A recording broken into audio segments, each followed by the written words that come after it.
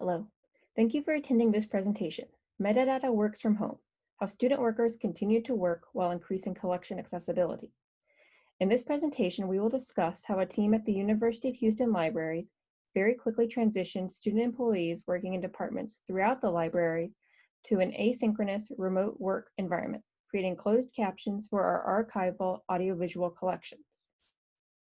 This presentation is brought to you by key team members from the project: Nicholas Tripp, Digitization Technician, Metadata and Digitization Service; Crystal Cooper, Digitization Project Manager, Metadata and Digitization Service; myself, Emily Vinson, Audiovisual Archivist from Special Collections; and Andrew Weidner, Digitization Operations Coordinator, Metadata and Digitization Service. Given this unusual presentation format, you won't be hearing directly from all of us today, but I want to emphasize that this was a team effort that would not have been possible without the unique contributions of each member. In particular, Crystal Cooper, who won't be speaking during this presentation, handled all the video editing to make it possible. The background for this project is rooted in the research I began in 2018, supported by the Dana Rooks and Dr. Charles W. Mickey Rooks Early Career Librarian Fellowship. This internal library grant, meant to support the career development and research pursuits of a librarian at assistant rank, awards the recipient $3,000 per year for 3 years. With this fellowship, I aim to test my assumptions about the quality of various transcription methods. Specifically, I plan to compare the accuracy and cost of various methods.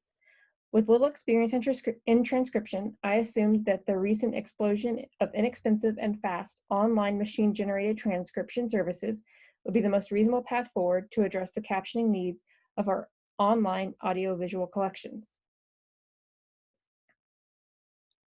The small study I designed compared professional transcription services, online machine-generated transcription services, free hacks such as YouTube, and untrained study participants drawn from library staff and student employees.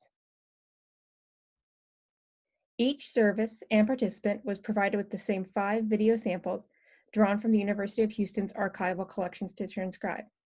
The recordings represented some of the typical materials found in an archival collection: clean, single speaker scripted speech, B-roll and crosstalk, off-mic speech, multi-person speech, bilingual scripted speech, and recordings with background music or repetitive, hard-to-understand language.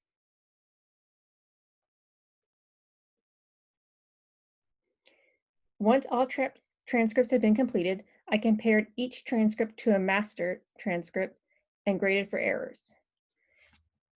I counted as errors issues such as added or omitted words, misspellings and typos, misused homonyms, and discrepancy in contractions, such as there and they are. I did not count exclusion of disfluencies, such as false starts, alternate but accepted spellings of words, numbers versus numerals, errors in punctuation and capitalization, or words that were too close to call and could have been understood as an error or not. This graph shows the results, with average error rate per transcript depicted by bar and the cost in dollars per minute illustrated by a red line. The results showed that professional services were highly accurate but costly. AI services were inexpensive but often not terribly accurate, and study participants generally fell somewhere in between, both in terms of accuracy and cost. In the next phase of the study, I had planned to expand this to test additional services such as Microsoft Azure, Google Cloud, and IBM Watson, and travel to conferences to present this initial research. However, as the realities of the pandemic came into sharp focus, the University of Houston moved classes online, and shortly thereafter, campus facilities closed, including the UH libraries, moving all services online.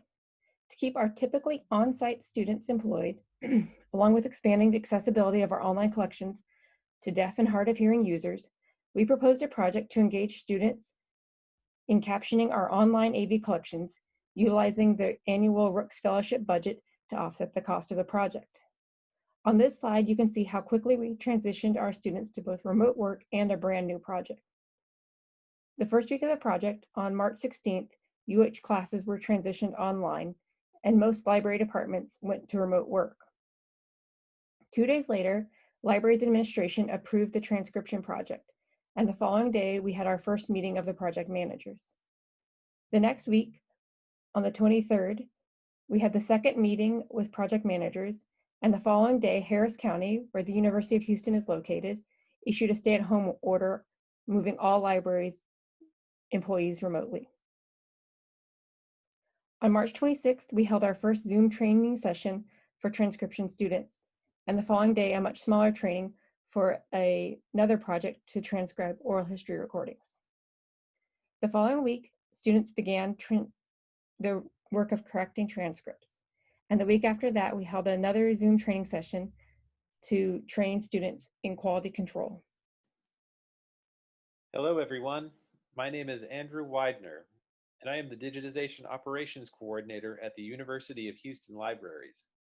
In normal times, this means that I oversee the digitization of special collections and other materials from the MD Anderson and branch libraries for delivery to patrons and publication in the university's digital repositories. But these are not normal times, and this project did not emerge in the normal, methodical way that most library projects do. All of us were called upon to make the best of a difficult situation, and I am really proud of the work that we have accomplished in a very short amount of time. My role in this project has been to provide project management and workflow design expertise. I worked closely with the other project managers in the early days of our library's shutdown to create a workflow and management structure that would allow as many students as possible to continue working for the libraries in a remote environment. I would like to take this opportunity to thank all of the students and their supervisors, whose names you see on the screen, who have made this project a success. We could not have done this work without you. In the next few slides, I will break down how the project was set up and provide a brief overview of the tools we used in our production workflow. On the screen, you can see a high-level organizational overview of the University of Houston Libraries. It is a hierarchical structure typical of many large organizations. All library department heads report to one of two associate deans, who in turn report to the Dean of Libraries. Many of the departments that you see are further divided into functional units with their own unit coordinators. Up and down the chain of command, managers must provide supervision to their employees. This hierarchical organizational structure obscures two different types of supervision that occur because the same person, typically a unit coordinator or department head, is responsible for both. Administrative supervision, or enforcing the rules that govern how work is done, covers things like timekeeping, scheduling, and long-term goal setting. Task supervision, or managing the content of the work that gets done, covers things like training, planning, troubleshooting, and quality control. There is plenty of collaboration that takes place in a library like ours, but most of the work that gets done takes place within the established chain of command. This project, by necessity, had to make some modifications to the normal chain of command. While the project managers already had, or were able to quickly develop the expertise and documentation necessary for the task supervision side, it made little sense to go to the trouble of transferring administrative supervision of student workers to the project managers. Because we had no idea how long we would continue in a remote work environment, and we wanted students to be able to seamlessly transfer between their core duties and this project, it seemed least disruptive for supervisors to continue their administrative supervisory role with their own set of student workers. As you can see from the blue color coding on the organizational chart, our project recruited student workers and supervisors from 3 departments and 2 branch libraries. As shown in the red color coding, 3 of the 4 project managers responsible for task supervision, Nick, Crystal, and myself, came from Metadata and Digitization Services, and 1, Emily, came from Special Collections. Because of the overwhelming response for participation in the project and the diversity of representation from across the organizational hierarchy, it was important that we develop effective systems of communication in order to keep things running smoothly. I was familiar with the type of organizational structure that this project required from my time working with an Agile Scrum team. The team was assembled with specialists from around the University of Houston libraries in order to develop an open source digital repository ecosystem for the preservation and publication of digital objects from the library's collections. Team members came from many departments and continued to report to their respective supervisors within the organizational hierarchy, represented by the blue rectangles. Those supervisors continued to provide administrative supervision while their employees worked with the Scrum team. Task supervision for the work of developing the repository ecosystem fell to the Scrum team itself, represented by the red oval in the center of the slide. Within the Scrum framework, the product owner provided a high-level vision for the work that needed to be done. The Scrum Master provided day-to-day supervision of the work that was done, and each team member contributed to the work. Everyone on the team participated in the systems of accountability defined by the Scrum method that kept the team on task. Even though Scrum itself was not appropriate for this project, I knew that we could employ a similar supervisory and communication framework in order to keep our project organized. This diagram shows reporting lines for task and administrative supervision of two hypothetical units within our organization's hierarchical structure. Each supervisor on the left provides both administrative and task supervision to any number of student workers on the right. The line weight of the arrows illustrates the amount of time that a supervisor spends on each type of supervision. The majority of supervisory time is spent with students on the content of the work, or task supervision. A smaller portion of their supervisory time is spent on administrative duties. The dotted horizontal line through the center of the slide represents a boundary between units in the organizational hierarchy. The project managers for our transcription project sit on the line between departments, providing task supervision to all of the student workers, while the supervisors take care of administrative duties such as approving time and scheduling. Communication is critical to the success of a distributed project such as this. We have used a number of communication tools throughout this project, but two in particular exemplify the nature of the networks we built to accomplish this work. It was essential that we keep the student supervisors informed of the work their students were doing, especially as the project was getting off the ground. At the beginning of our transition to remote work, the university encouraged the use of Microsoft Teams for group collaboration. So we set up a Teams group, shown by the blue oval on the left, to communicate out developments such as training sessions and project status with the supervisors. Teams allowed us to send chat messages to the group as a whole, or to individual supervisors as we organize the onboarding and training of their student workers. The communication tool that we have used the most is Slack, which was originally set up for the Agile development team I mentioned earlier. It has since become an active forum for all things related to digital projects within the libraries. At the start of the project, we set up a new AV transcribers channel, shown by the red oval on the right, and invited all of the transcription students to join. Our digitization students were already familiar with the platform, and they quickly became leaders within the project, asking good questions in the group chat and jumping in to help their fellow students work through problems that arose. We'll have the opportunity to hear from one of those students about her experience working on this project a little later in the presentation. Slack and Teams are not the only tools we use for communication. As is the case for most people who transitioned to remote work early this year, Zoom quickly became an indispensable tool for the project managers' early planning meetings and the training sessions with our student workers. In fact, I am using Zoom right now to record this presentation. Email, as always, is a communication workhorse. We used it to distribute onboarding information to supervisors and students before they had access to the project's primary communications platforms. There were some personnel issues that arose throughout the course of the project, and the relative privacy of email communication was essential for resolving those issues with supervisors. The project has also made good use of Google products, such as Calendar and Drive, to publish schedules and documentation.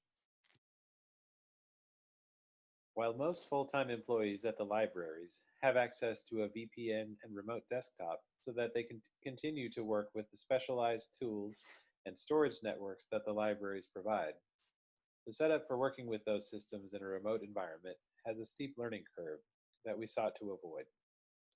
We designed a workflow that, as much as possible, makes use of free tools and cloud storage to keep the technical setup as simple as possible.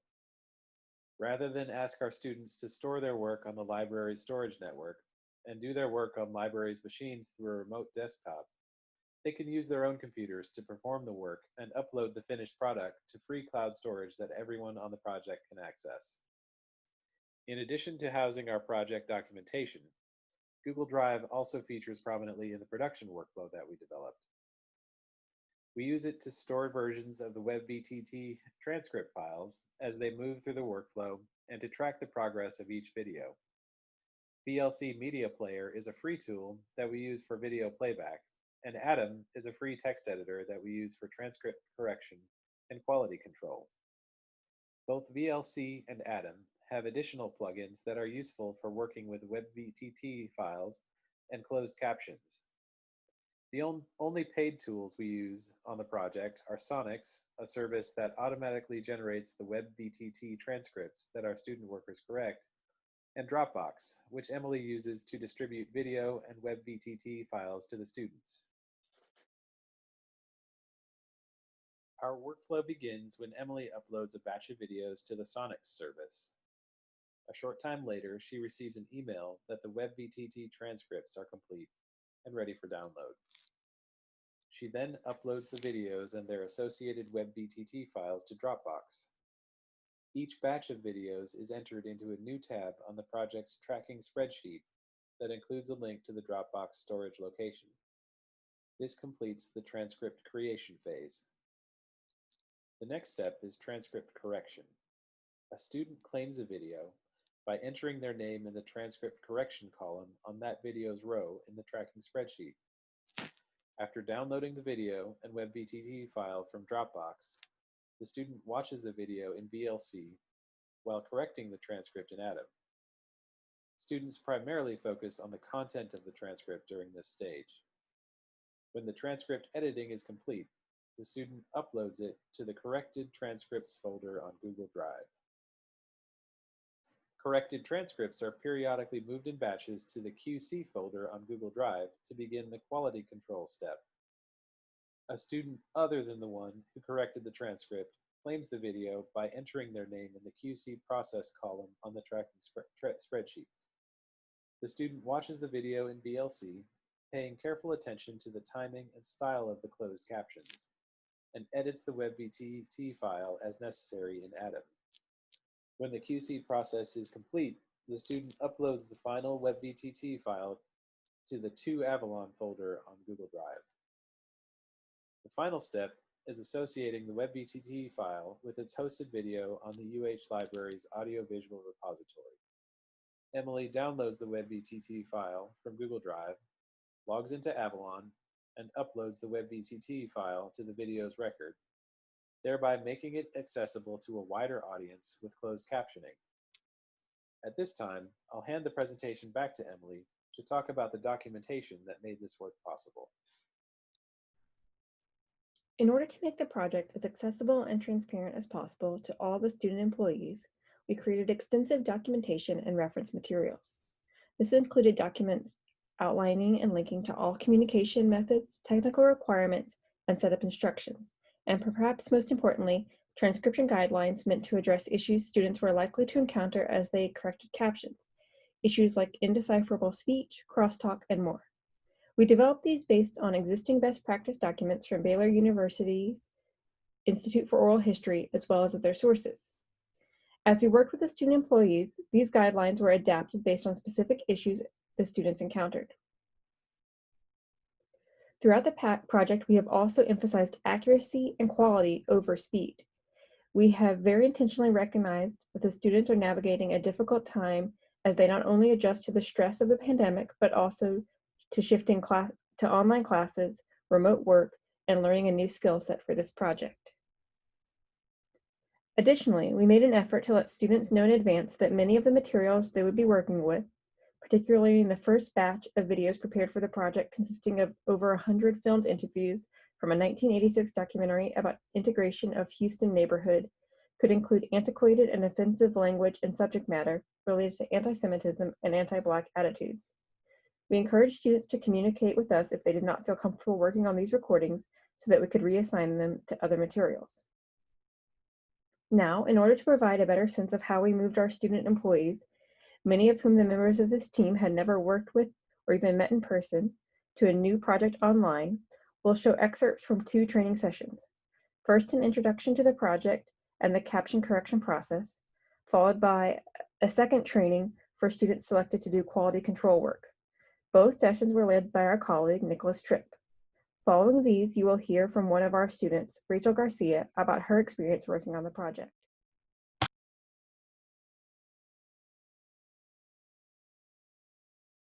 So hi, everyone. I'm going to walk you all through sort of the workflow process of how we do the captioning process, as well as show you all where we will find all of the documents and how those documents will be useful to you in your process of editing, both for content and for timestamps. So I'm going to share my screen.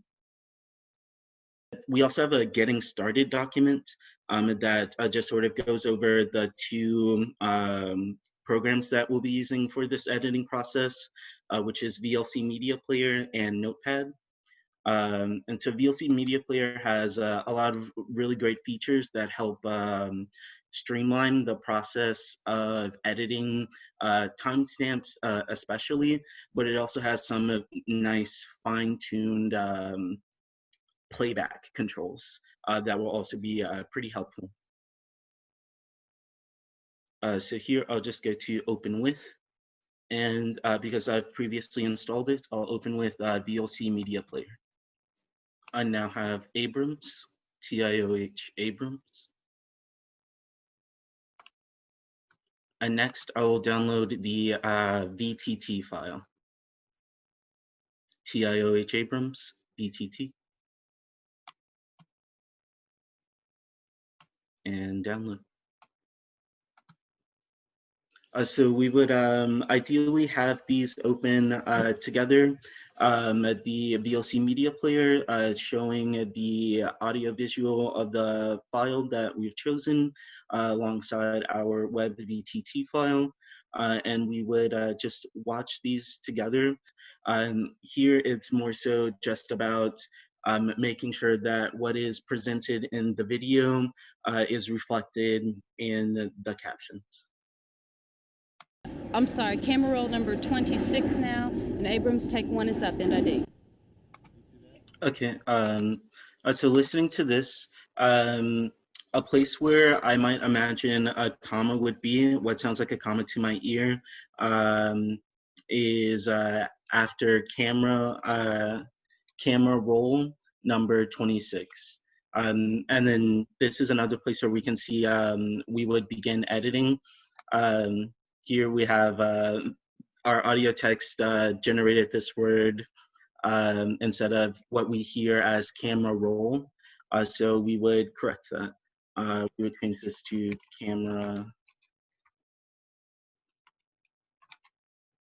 roll.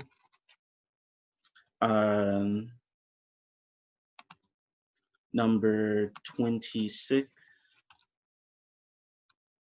And I will just check alongside the style guide to see if 26 is a number that we will spell or type.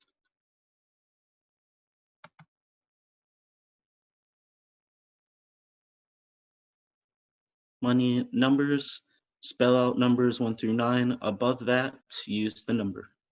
Okay? Camera roll number 26 now.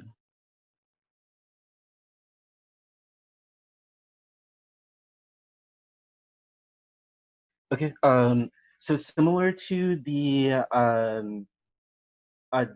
transcription correction workflow, we have available a document that will help us work through the process, give us some guidelines for what we would like in the captions, as well as provide us links to all of the various directories and programs that we'll use to edit the timestamps and kind of finalize our process of creating our closed captions.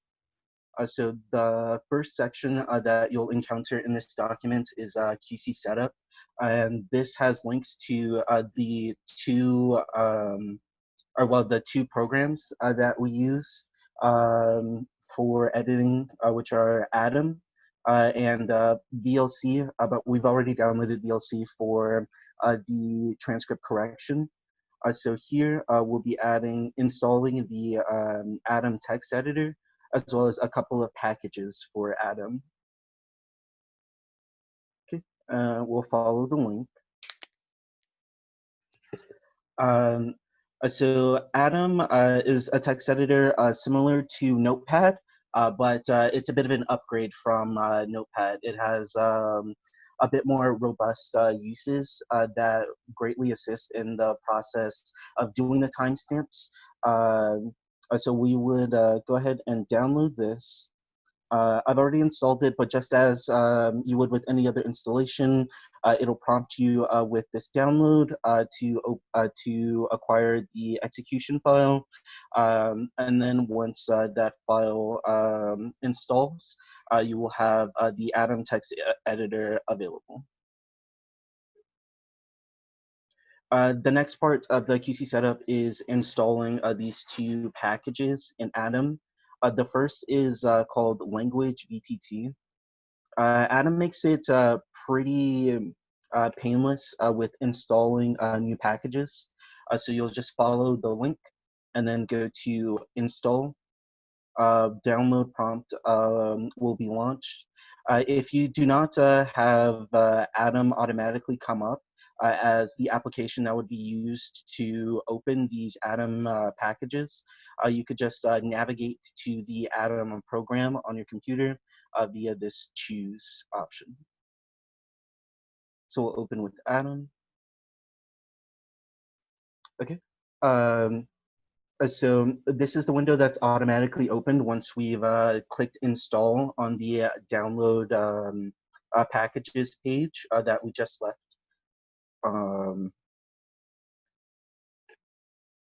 This page here.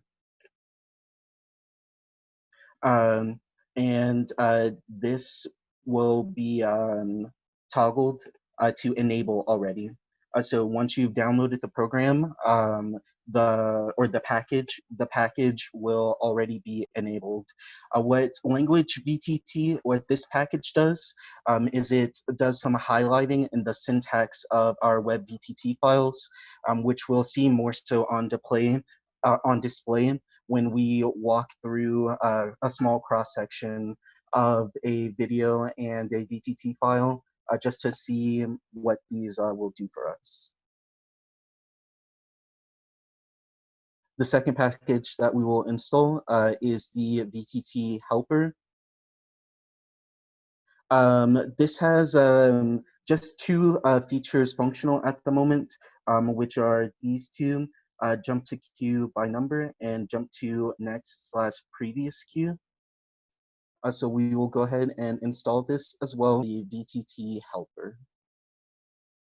Part of what makes Atom so much more robust than Notepad is because there are a lot of community development that goes into a lot of these packages.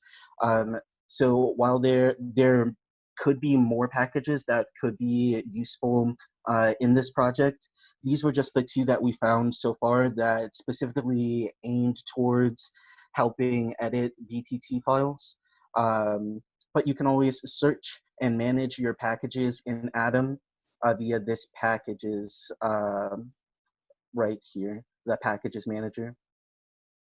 And then the last add-on that we will be adding to our plugins or to our programs is the time plugin for VLC. Despite how 2009 this website looks like, it is very legitimate, videoland.org, so we're good to go to download from here. So we will click our download bar up here for VLC. What time does may appear small. It's simply an overlay of the current time in playback of the video file. But throughout the editing process, because you're mostly looking at the timestamps, or the timestamp is the most critical aspect of this part of the QC process, having the timestamp displayed for you very clearly large on the video playback itself will really assist you in creating precise timestamps. And so this is what the overlay of it looks like. So you'll see here, this number here before the first slash on this first row is the current point that we are in playback of the video. It displays in minutes, seconds, and milliseconds, which is the same format of our timestamp cues in our VTT files. Okay. So that is our QC setup. Now that we've got all of our programs and extensions installed, we can go through the process of what it's like to engage in the QC process. So similar to the transcription correction, we have a workflow with links to the various things that we'll be using. Mr. Cobb, tell us a little bit about your association with this particular house. Well, my mother worked here for the Sorrells for 15 years. And they struck oil. They were living on War Drive at the time, and when they struck oil, they built this place from the ground. And that was 1929.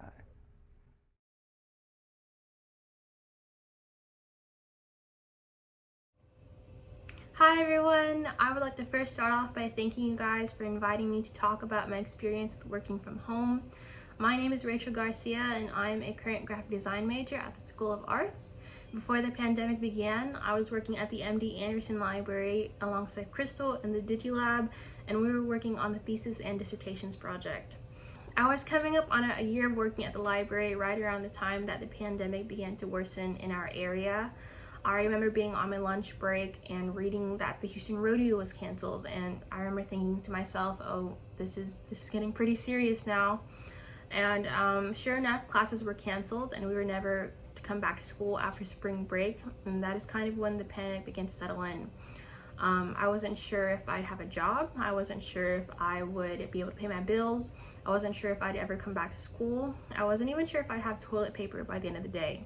Thankfully, about a week after we were sent home, Crystal reached out telling me about the transcription project that was being set up for student workers like myself to have the opportunity to work from home. And I remember feeling very, very grateful and relieved in that moment. Transcribing videos was something I'd never done before, but I use subtitles for movies all the time. You know, I never realized the amount of precise work that has to be done to produce them. And it can definitely be tedious sometimes. This project has definitely opened my eyes to the lack of accessibility that many unfortunately encounter. Subtitles don't seem to be a big feature to many. Some may even find them very annoying, but to many, like the hearing impaired and those not fluent in the language, it is vital for their understanding of the content and being able to actually consume the information. The film collection that I've been working on is called This Is Our Home, It Is Not For Sale. It is a documentary by John Schwartz discussing the involvement of Riverside through the series of interviews from people who have lived and grew up in the area. Through this, I've learned quite a bit about the history of Houston and Riverside, and was also confronted with the sensitive topic of racism with Riverside, as it was once an all-white community and it was transitioning into a multi-ethnic neighborhood. And especially during these times with the murder of George Floyd and Breonna Taylor, and it was very important to realize that these films are from 30 years ago, but these issues are still quite relevant today. My role in this project is quality control. So basically someone corrects the AI generated transcription of the video, and then I go in and make any corrections that they may have missed. Then the most tedious part of my job is making sure that the timestamp is correct so that they align perfectly with the audio and do not appear for too long or too short on the screen. Learning how to transcribe videos definitely had a bit of learning curve, but I would not say it was too difficult. You definitely get a feel for things as you progress, and to this date I finalized around 52 videos ranging from about 5 to 30 minutes in length. That may not seem like a lot, but a lot of these videos take many hours to process, as the audio in the film is quite dated. So at times I would have to go back into the video and listen to some lines several times until I finally understand what they're trying to say. Other things that can make it tedious is when people are talking over each other multiple times, or talking too fast, or maybe they refer to proper names of places and events which I'm not familiar with. I would have to go in and research those things myself. This is also a new skill for most people working on this project, so the style of transcribing may not exactly match the way that I would transcribe it. So working to consolidate with these differences can also be time consuming, you know. Some of the videos I come across have more errors than others. Some do not address speakers in the same manner that I would. Some cues were different, etc. Which these are all completely understandable things, as we all just kind of dove into this project, so we're also just kind of learning and teaching each other along the way. Working while transitioning to schoolwork online last semester was not too bad. I am extremely privileged in the sense that I had the luxury of working from home. Most of my professors were very compassionate and understanding, which I am very grateful for, as well as everyone on this team. This team on the transcription project was set up fairly quickly. Andrew, Emily, Crystal, and Nick walked us through training with meetings through Zoom. The way it had been organized through Google Drive and Dropbox has been quite effective, efficient, and very easy to navigate. I've also learned the programs of Atom and VLC Media Player. And then if I ever had any questions beyond training sessions, I would use Slack to communicate. Of course, working from home can be filled with quite many distractions. And so I like to feel productive by getting up and actually getting dressed as if I am going to go out, and then I make myself a cup of coffee, have a little bit of breakfast, and then I like to keep my phone in the other room to make sure I'm no longer distracted and can stay productive. Working with school this fall semester is a bit different from the summer. I would say that things are a bit more organized than last spring. I am a graphic design major, and I started the junior block program this fall, for which I am very grateful, but it is an extremely tedious program. Block refers to the block of time that is spent working in class. So for class alone, I attend online seminars from 8:30 a.m. to 5:30 on Tuesdays and Thursdays, with a 30-minute break in between. And then after that, I work until 7 on the transcription project. And then on Monday, Wednesday, and Fridays, I don't have class, so I am typically more refreshed and ready to continue on the transcription project, which are my longer shift days, of course. On days like Tuesdays and Thursdays, though, I typically feel quite exhausted by the end of my shift and immediately have to close my laptop once I clock out.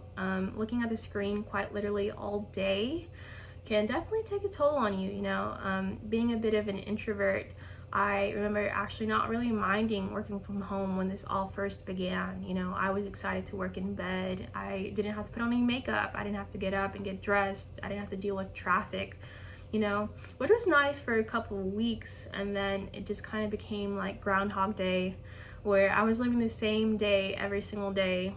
And my anxiety just kind of went through the roof after that, you know. At times I would feel trapped, as all of this kind of felt never ending at one point, and quite frankly it is still questionable in terms of things will ever go back to quote unquote normal, you know. But I have since learned to take days one day at a time, and I have developed my skills of mindfulness, realizing that I am very lucky to be able to go to school and earn some kind of income, you know. I have learned to adapt and develop my own normal routine. Normal. And some days are more stressful than others, but I have learned to cope by doing things like going for a walk at the park or having a picnic at the Manil, you know, things like that. And then it is usually stepping away from my screen that has helped me to focus on my own wellness. These are certainly unprecedented times, and there isn't a set way on how to do things. There isn't some kind of manual. I sure didn't think I'd ever live through a pandemic, you know, but I am very grateful in the way that the university has proceeded in doing things. I cannot stress how grateful I am for my team and the opportunity to work from home. And I thank you guys for listening to my experience. I hope you guys have a great day. Overall, the team views this unexpected project as a significant success. Notably, our student team has completed initial correction of about 300 videos, representing 30% of our online collection. Additionally, this project has raised awareness of accessibility issues within the UH libraries and among our student employees. It continues to keep students employed, and it has resulted in an effective workflow that can be maintained in the future, even once students are no longer working remotely. In the future, we'd also like to make these high-quality transcripts available in the University of Houston Library's institutional repository so that they can be available in case there is a research opportunity for computationally driven research, such as text mining.